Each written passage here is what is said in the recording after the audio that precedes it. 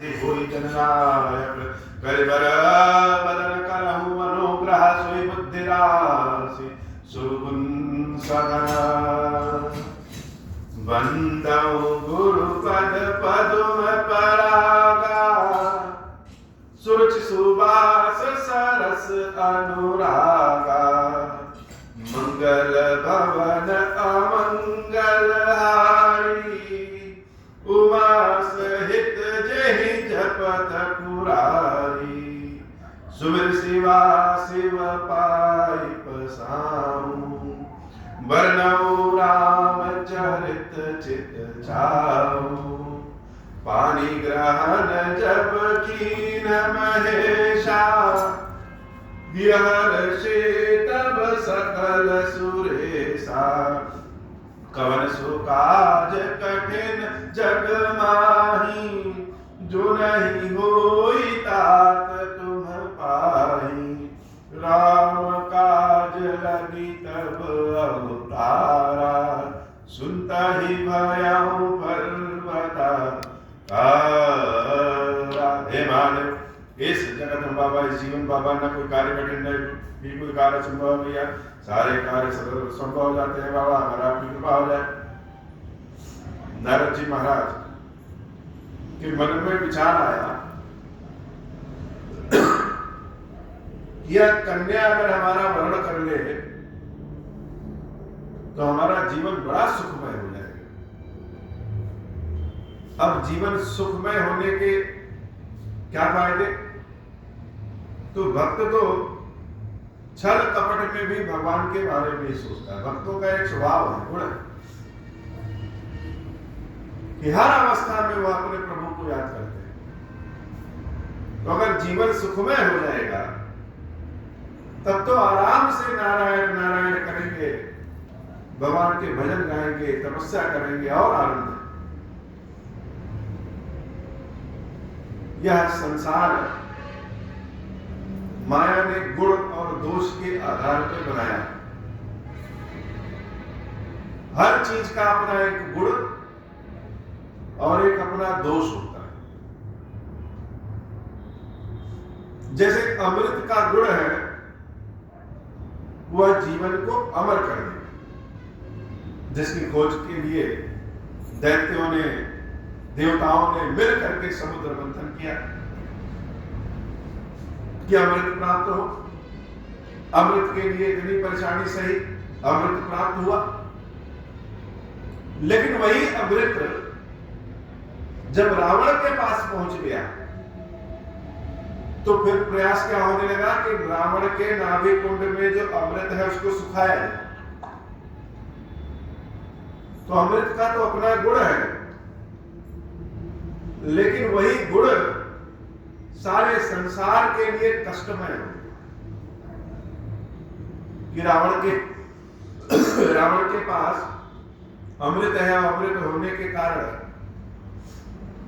किसी के हाथ से वह मरता है। तो गुण और दोष कब गुण हो जाए और दोष आपस में कब अदला बदली हो जाए कोई नहीं जानता। जिन 25 तत्वों से यह शरीर बना है, कुल मिलाकर के 26 तत्व होते हैं। 25वां तत्व है ध्याता, जो ध्यान लगाए, जो सेवा करे, और 26वां तत्व है जिसकी सेवा की जाए। तो इन 26 तत्वों में एक तत्व है अहंकार।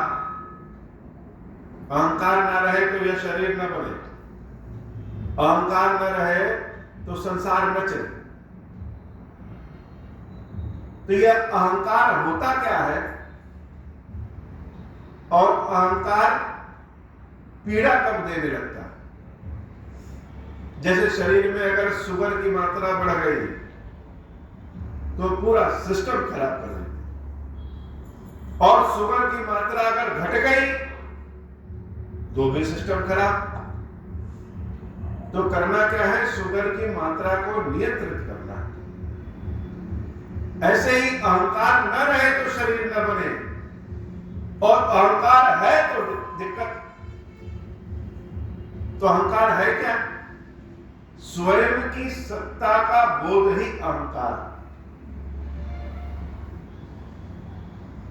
स्वयं की सत्ता कि लगे कि यह हमने किया, यह हमने किया, यह हमने किया, सब कुछ तो हम ही ने कर दिया। हम ना हो तो यह काम ना हो। जब यह स्वयं की सत्ता का बोध होने लगता है तो अंदर से खलबली मचने लगती है और अपनी बड़ाई अपने मुंह से ही निकलती। यह अहंकार है। नारद जी महाराज ने जब तपस्या शुरू किया, इंद्र, कामदेव आदि सब मिल करके नारद जी की तपस्या को भंग करना चाहे, लेकिन भंग नहीं कर पाए।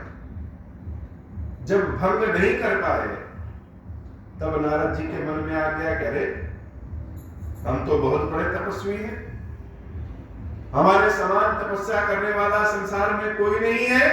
नहीं नहीं है, कौन है? तो शंकर जी, अर्थात हम शंकर जी के समान हो गए। तो जो पुण्य होता है, जो गुण होता है, उसका एक दोष होता है। जैसे दीपक का दोष है कि चारों ओर प्रकाश फैलाएगा लेकिन अपने नीचे ही अंधकार रखता है, वैसे पुण्य का, गुण का एक दोष होता है। वह दोष यह है कि अहंकार उत्पन्न कर देता है। तो नारद जी ने तपस्या किया, पुण्य अर्जित किया, उस पुण्य के प्रकाश चारों ओर तो फैल गया, लेकिन नारद के मन में अंधेरा रह गया। यह भाव आ गया कि तपस्या मेरे कारण हुई, मैं इतना तपस्वी हूं जिसके कारण मेरी तपस्या भंग नहीं। नारद जी के मन में यह विचार आ जाता कि हे नारायण, आपकी कृपा देखिए, हमारे जैसा तिनका भी परम तेजस्वी इंद्र और कामदेव के वेग से उड़ नहीं पाया। क्यों? भगवान आपकी कृपा है, आपकी कृपा है तभी मेरी तपस्या पूर्ण हुई। यह विचार, यह भाव आ जाता तो कहानी कुछ और होती।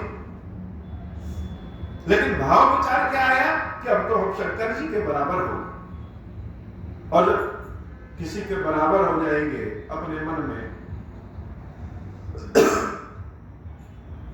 तो अपनी सत्ता का आभास कराने के लिए, अपने बल, अपने रूप, अपने गुण, अपने गुण का आभास कराने के लिए उसके समक्ष जाए।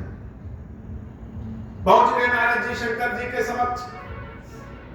अब शंकर जी ने उनसे कहा, कैसे अर्थप्रिय जान करके कहा कि यह कथा जैसे आपने मुझे सुनाया है वैसे नारायण से मत सुनाइए। तो मन में तो दोष है, जब मन में दोष उत्पन्न हो जाता है तो भगवान शंकर पे भी शंका पैदा हो जाती है, उनकी बात नहीं मानते हैं, जिसका परिणाम नारद जी को भुगतना पड़ा। यह कथा हास्य व्यंग नहीं है। बहुत से कथा में ऐसा बताया जाता है कि नारद जी के प्रकरण को ऐसे समझाया जाता है जिससे नारद जी कितने मूर्ख हैं। तो नारद जी ज्ञानी हैं, नारद जी भक्त हैं, भगवान के बड़े प्रिय भक्त हैं। और जब इतने बड़े भक्त का यह हाल हुआ कि बुद्धि डूब गई तो हम सबकी क्या दिशा थी? यह प्रेरणा है इस कहानी से। और जब बुद्धि घूम जाती है तो बहुत देर तक संभलती भी नहीं। अहंकार हो जाए कि हम तो यहां बाबा को कथा सुना रहे हैं, राम राम सुना रहे हैं, बाकी लोग तो घृणित काम कर रहे हैं, दुनियादारी में फंसे हैं, और हम क्या कर रहे हैं? हम तो बाबा को कथा सुना रहे हैं। इसका मतलब हम अच्छा काम कर रहे हैं और बाकी सब नीच। यह भाव जो है यह पुण्य का दोष है, अहंकार। और मन में यह भाव रहे कि हे बाबा मेरे जैसा निकृष्ट व्यक्ति है कोई नहीं है, लेकिन आपकी करुणा देखिए, कितने मूर्ख आदमी को भी अपने बगल में बैठा लिए हैं। तो कुछ और है। अब यह कलयुग है, मन में कभी कभी कुछ भाव और रहता है और मुख से शब्द कुछ और निकलते। तो नारद जी महाराज ने सोचा कि यह कन्या हमारा वर्ण कर ले। अब वर्ण कैसे करेगी, क्यों करेगी? तो वर्ण इसलिए करेगी कि अगर हम अपने आप को बड़े काबिल बना ले, बड़े सुंदर बना ले। कन्या क्या देखेगी? कन्या तो पहले रूप देखेगी, गुण तो लोग बाद में देखते हैं, बुद्धि का तो पता बाद में चलता है। किसी के साथ रहने लगी है तब पता चलेगा कि इसका स्वभाव कैसा है, अच्छा है कि खराब। और अच्छा खराब तो अपनी जगह है, हमारे साथ मेल मिलाप लायक है कि नहीं, यह तो बाद में पता चलेगा। पहले क्या पता चलता है? पहले रूप श्रृंगार दिखता है। तो कन्या वर्ण क्यों करेगी? कन्या वर्ण तब करेगी जब हम अपना रूप श्रृंगार अच्छा बना ले। तो रूप श्रृंगार अच्छा कैसे बनाए? तो जान पहचान कब काम आती है? जब हमारी जरूरत हो और हमारी जान पहचान बहुत अच्छे लोगों से हो, वो काम ना आए तो बेकार। नारद जी महाराज सोचे कितना हम नारायण नारायण करते हैं और नारायण से कुछ मांगते नहीं। मन का भाव नारद जी का बदलते गया। जो नारद पहले भक्ति के भाव में होकर के नारायण नारायण नारायण कर रहे थे, कुछ मांग नहीं रहे, जान रहे हैं कि बाका क्या मांगे, जो मांगेंगे वह सब तो मिथ्या है। सत्य क्या है? सत्य तो सिर्फ नारायण है। उन नारायण के भक्त नारद जी के मन का भाव अब क्या हो गया? अब भाव यह हो गया कि हम तो इतना नारायण नारायण करते हैं और कुछ मांगते नहीं। भगवान के तो बहुत सारे भक्त हैं, बहुत तपस्या करेंगे और भगवान से कहेंगे हमको इंद्र बना दो, हमको अजर अमर बना दो, हमको खूब धन दे दो, हमको शक्ति दे दो, किसी के मारने से भी न मरे। यह सब मांगते हैं, लेकिन हम क्या आज तक कुछ मांगे हैं भगवान से? हम तो कुछ भी नहीं मांगे। तो हम तो उन सबसे अच्छे भक्त हैं। आज चल करके नारायण से मांगते, तो भगवान तो देंगे ही देंगे। अब नहीं काम आएंगे तो कब काम आएंगे?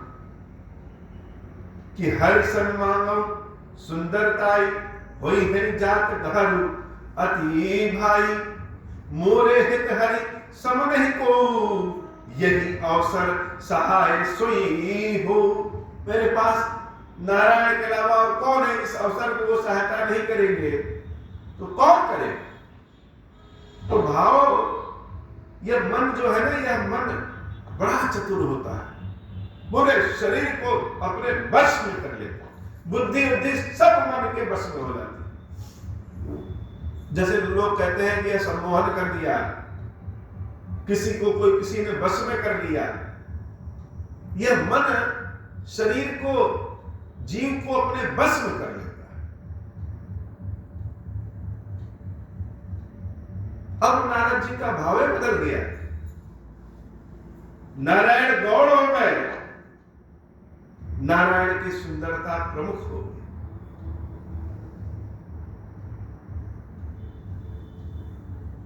नारद जी महाराज मांगने की इच्छा से भगवान विष्णु के पास पहुंचे और बहुविध विनय कीन तेहि काल, अनेक विधियों से उस समय भगवान विष्णु का विनय जैसे हम लोग करते हैं। किसी ने कहा कि गन्ना चढ़ाने से, गन्ने का रस चढ़ाने से महादेव लक्ष्मी प्रदान करते हैं। कोई कहता है कि शहद चढ़ाने से भगवान आनंद प्रदान करते, काया निरोगी रखते। तो महादेव जी को गन्ने का रस भी चढ़ाएंगे, शहद भी चढ़ाएंगे, पूरे भाव से चढ़ाएंगे। ऐसा लगता है जैसे बाबा पे एहसान कर रहे हैं कि लो बाबा, न तुमको शहद मिलेगा न गन्ने का रस मिलेगा। हमने किया और लोग नहीं कर रहे हैं। बाकी लोग तो पाप में लिप्त हैं। हम किसके पास आए? बाबा के पास आए। बहुत तरीके से विनय करते हैं बाबा की। ये आरती बजा करके, ये राम नाम लिख करके, ये शहद चढ़ा करके, ये टीका चंदन लगा करके कि बाबा प्रसन्न हो जाइए।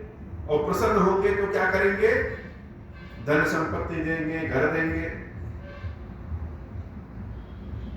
अगर महादेव धन संपत्ति घर आदि न दे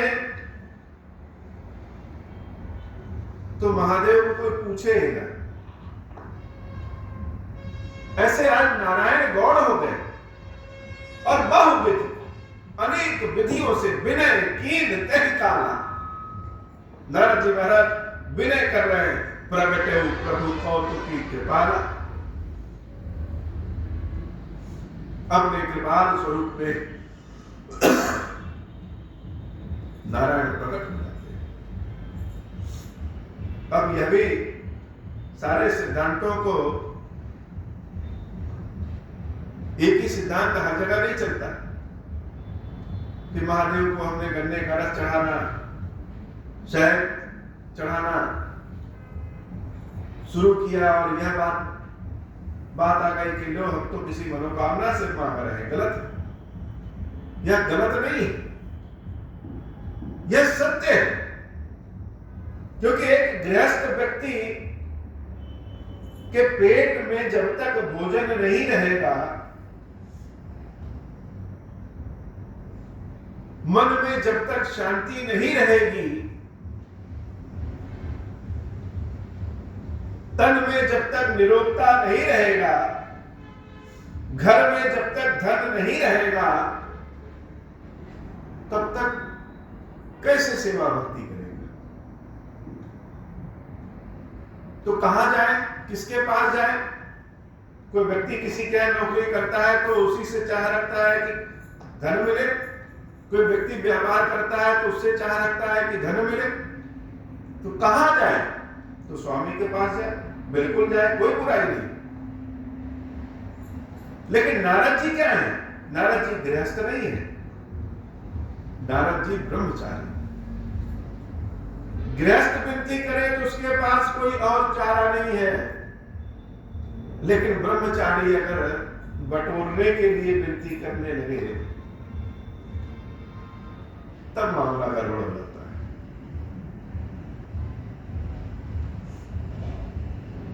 बहुत भारी अनेक विधियों से नारायण नारायण पुकारे, भगवान प्रकट हो गए। पहले तो लगा नारद जी को लग रहा है भगवान मन की बात तो जान गए हैं कि हम कुछ मांगने आए हैं, इसलिए प्रकटे नहीं हो रहे। जब कुछ मांगने नहीं आते तब तो भगवान यही टहलते हुए मिल जाते, बड़े प्रसन्नता से कहते आओ नारद आओ। लेकिन आज जब कुछ मांगने आए हैं तो भगवान भी लग रहा है कि आज किनारे हो गए, अपना रूप दिखा रहे हैं। यह मन में चाहत होने लगी, यह इच्छा होने लगी, भाव होने लगा कि कहीं ऐसा ना हो कि भगवान आए ही ना। लेकिन तब तक प्रभु प्रकट हुए। प्रभु बिलो की मुनि नयन जुड़ाने, किसी से कुछ लेना हो या ना मिले तब तो सारी मेहनतें खराब हो गई। लेकिन जब वो व्यक्ति दिख जाता है तो नयन जुड़ा जाते हैं, शीतलता आ जाती है कि लग रहा है मिल जाएगा कुछ ना कुछ। तो भगवान को देख करके नारद जी की आंखों में शीतलता है, मन में हृदय में शीतलता नहीं है, सिर्फ आंखों में शीतलता है। इसके पहले जब नारद जी भगवान को देखते थे तो हृदय में शीतलता छा जाती थी। अब केवल आंखों में नयन जुड़ा। क्यों? क्योंकि जान गए कि भगवान दिख गए। दिखना ही तो कहा है, दिखते ही तो नहीं है, दिख गए तो वही नहीं कहा जो ही है हर्षा में, हृदय में हर्षित हो गए कि काम होगा, काम मेरा बन जाएगा। हे भगवान कृपा करिए, काम मेरा बन जाए। अपने काम को बनाने के लिए भगवान को घी का भी दीपक चढ़ाएंगे, खीर भी खिलाएंगे, राम राम भी सुनाएंगे, और मन में कहते रहे कि मेरा काम बना दो भगवान, मेरा काम बना दो बाबा, मेरा काम बना दो। यह नहीं सोचते हैं कि उस काम से के बनने से मेरा फायदा है कि नहीं है। हो सकता है काम बन जाए और सब कुछ और गड़बड़ हो जाए, और हो सकता है कि काम बन जाए सब अच्छा हो, क्या पता। महादेव तो अंतर्यामी है, हम सिर्फ काम को जानते हैं, वह काम के परिणाम को भी जानते हैं। बहुत दोष देते हैं, यह नहीं किए, यह नहीं किए, यह नहीं किए, यह नहीं किए। अब कैसे चलेगा आगे? जब अपनी सामर्थ्यता समाप्त हो जाती है, अपना पुरुषार्थ समाप्त होने लगे, तब राम कृपा करते हैं। जब तक अपना बल याद है तब तक राम क्यों कृपा करेंगे? तो नैन जुड़ा गए कि भगवान आ गया, मेरा काम हो जाएगा। बड़े भाव से हृदय में अति आरती कही कथा सुनाई। आरती तो अपने आप में हृदय का भाव। जब व्यक्ति आर्द्र हो जाए तो भगवान की आरती करता है। लेकिन यहां क्या है? यह अति आरती, बहुत ज्यादा आदर हो गए, भाव में हो गए, बाबा हमारे ऊपर कृपा करो, इस बार नहीं कृपा करोगे, इस बार काम नहीं कराओगे, तब मेरा क्या होगा? यह भाव जब आ गया नारद जी के अंदर कि अति आरती कही कथा सुनाई और करहु कृपा करे होहु सहाय। हे नारायण, कृपा करिए और मेरे सहायक बने। जो स्वामी है उसको मन में सहायक बना। कथा तो सब सुना दिए कि कन्या है, उससे विवाह करना है। विवाह क्यों करना है? ताकि अजरता अमरता मिल जाए। अजरता अमरता मिल के क्या होगा? आप कोई दिन रात सेवा करेंगे। अब मेरी सहायता करिए। हम कहते हैं प्रभु सहायता करिए। और भगवान कौन है? भगवान तो स्वामी है। उस स्वामी को, उस मालिक को हम क्या बना रहे हैं? हेल्पर बना दे रहे हैं कि सहायता करिए। अरे सीधे कह रहे कि प्रभु हमारी उम्र बड़ी लंबी करिए, उम्र लंबी कर दीजिए, निरोगी बना दीजिए, ताकि हम आपकी सेवा भक्ति हमेशा करते रहे। सामर्थ्यवान बनाइए कि आपकी सेवा भक्ति करते रहे। ये कहे तो ठीक है। और हम उनसे कहने लगे, हे भगवान हमारी यह बिजनेस चला दीजिए, हमारी यह कथा बहुत प्रसिद्ध करा दीजिए, हमारा यह जमीन का व्यवसाय बहुत आगे करा दीजिए, हमारे मंदिर में बहुत दान धर्म दिला दीजिए। क्यों? क्योंकि यह सब जब आएगा तब हम आपकी सेवा करेंगे। यह तो उल्टी नाक पकड़ दी हुई हो। भगवान तो कहते हैं कि निर्मल मन को निर्मल कर लो, सीधे में अपनी बात हमसे कह दो। यह सब किस लिए? इसलिए कि आपकी सेवा भक्ति कर सके। तो ऐसी कृपा करिए कि इतने सामर्थ्यवान हो जाए कि हमेशा आपकी सेवा भक्ति करते रहे। यह तो ठीक लगे।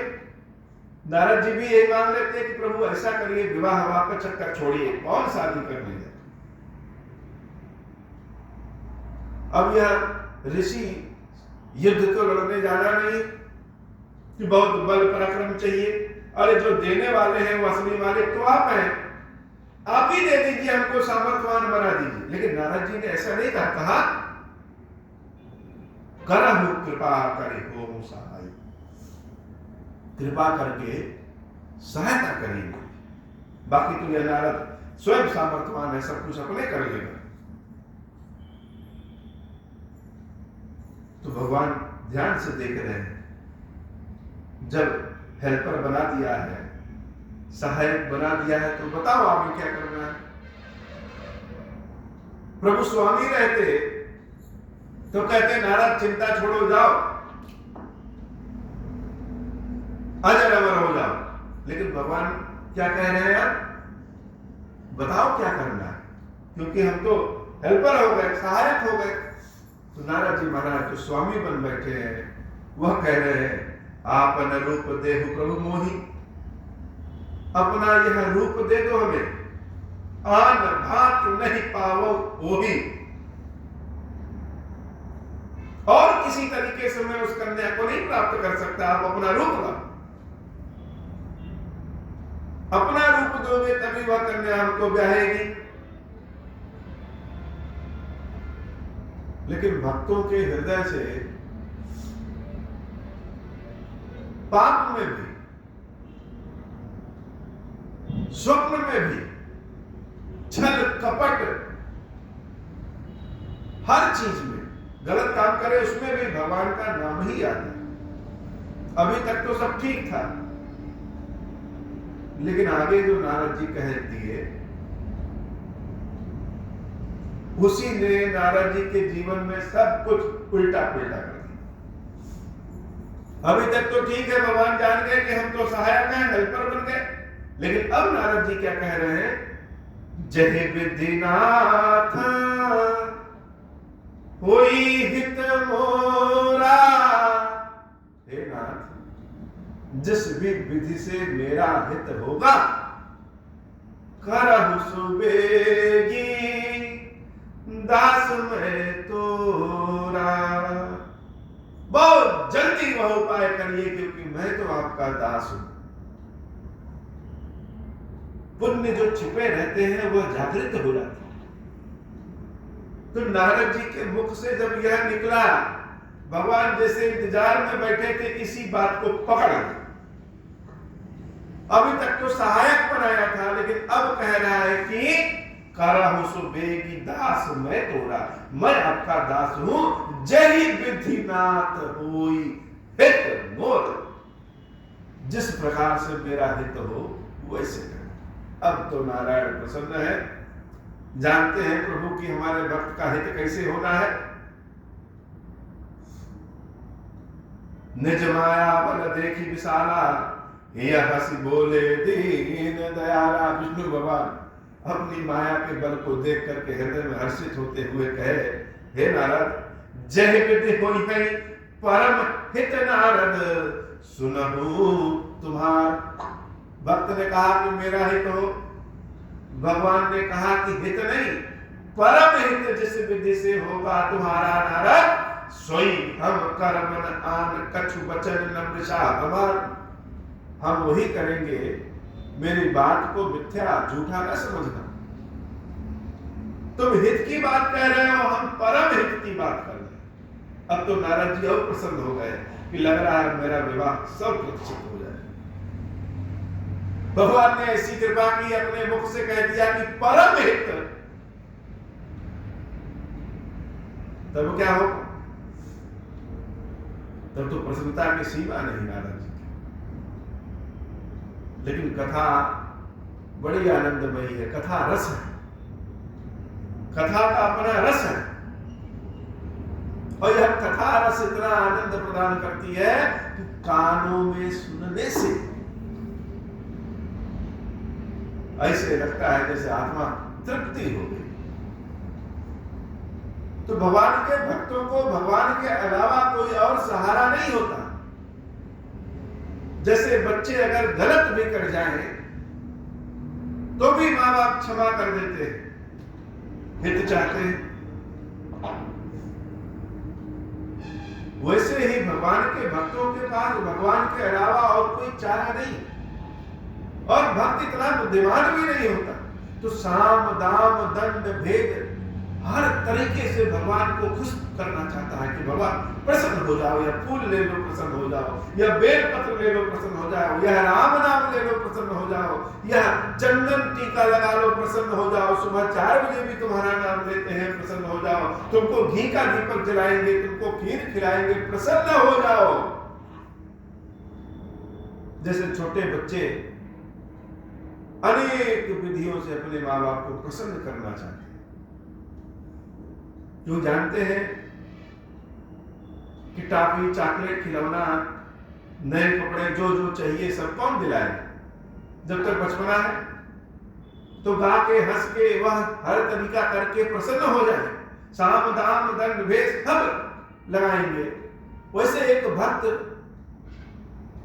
जब अनेक विधियों से भगवान को प्रसन्न करना चाहता है, भले अपने किसी कामना से, भले अपने आप को धन्ना सेठ बनाने के लिए, भले अपने आप को बंदी गृह से छुड़ाने के लिए, भले अपने आप को इस भव सागर से पार लगाने के लिए अनेक विधियों से भगवान को प्रसन्न करना चाहता है, वह छल कपट नहीं है, ज्ञानी नहीं है। जिसके पास ज्ञान रहेगा वह छल कपट करेगा। तो भगवान जैसा भाव रहता है वैसा करते हैं। और भगवान के भक्तों को आशा नहीं छोड़नी चाहिए। कभी कभी दुख डराते, दुख होता नहीं, बाहर निकले वो काले बादल बिजली चमक के साथ चम चम चम चम चमक रहे, गरज रहे, इधर से भी हवा आ रही है, अंधेरा, व्यक्ति चल रहा है, देख के डर जाए। कष्ट होता नहीं है, देख के डर लगता हो। 80% तो समस्या इस दिमाग में, होता नहीं है, लेकिन अपनी भावनाओं के कारण कष्ट में रहते हैं। यह कैसे होगा, यह कैसे होगा, यह कैसे होगा, यह कैसे होगा। इतने महान महान तपस्वी लोग भी आए, राजा मनु, महाराज दशरथ, भगीरथ जो पूरी गंगा को बहा के ले आए, वह भी भविष्य के बारे में नहीं सोच पाए कि यह कैसे होगा, यह कैसे होगा, यह कैसे होगा। तो जब अपना सर्वस्व प्रभु को समर्पित कर दिया है, और भगवान अगर सड़क पे ले गए तो साथ में तो भगवान भी जाएंगे ना सड़क पे। ऐसा थोड़ी है कि हृदय में हमारे भगवान है और हम सड़क पे आ गए और भगवान राजमहल में। तो भक्तों की चिंता भगवान को होती है, निश्चित रूप से होती है। और भक्तों के पास भगवान के अलावा कोई सहारा भी नहीं होता। और यह सहारा टूट जाए तो जो कष्ट दुख होगा तो वह तो अलग है, लेकिन जो लोग अपने ताने दे दे करके इस कान में जहर भरेंगे,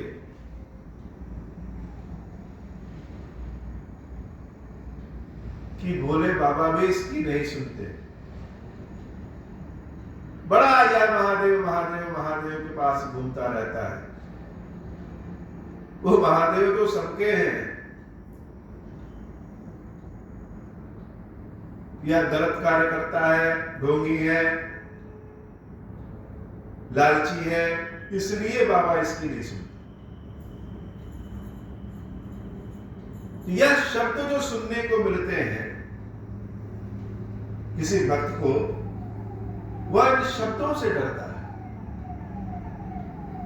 कि मेरा अपमान तो ठीक है, अच्छी बात है, कोई बात नहीं, लेकिन मेरे कर्मों के नाते, मेरे कार्यों के नाते भगवान और भक्ति का अपमान हो। भक्त का अपमान तो ठीक है, हो गया, कोई बात नहीं, कौन सा सम्मान है कि अपमान हो गया। लेकिन सारे लोग जो कहेंगे कि यह भक्ति वक्ति कुछ नहीं होती है, एक भक्त का आशा जब टूटता है तो सिर्फ भक्त का नहीं, अनेक लोगों का आशा टूट जाता है। और एक भक्त पे जब भगवान की कृपा होती है तो सिर्फ एक भक्त पे नहीं, अनेक लोगों के अंदर उस भक्त को देख करके अन्न पायनी भक्ति का संचार हो जाता है। इसलिए भक्त परेशान होता है। आज की कथा इतनी ही।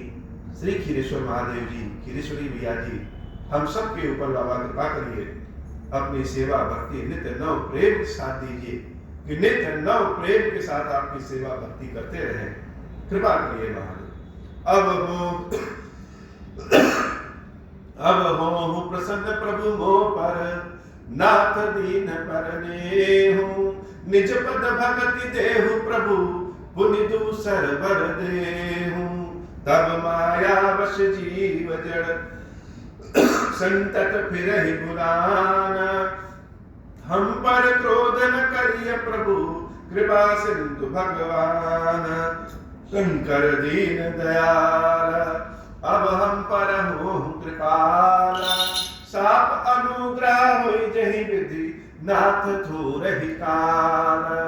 दीन दयाल बिरुद संभारी, हरहु नाथ मम संकट भारी।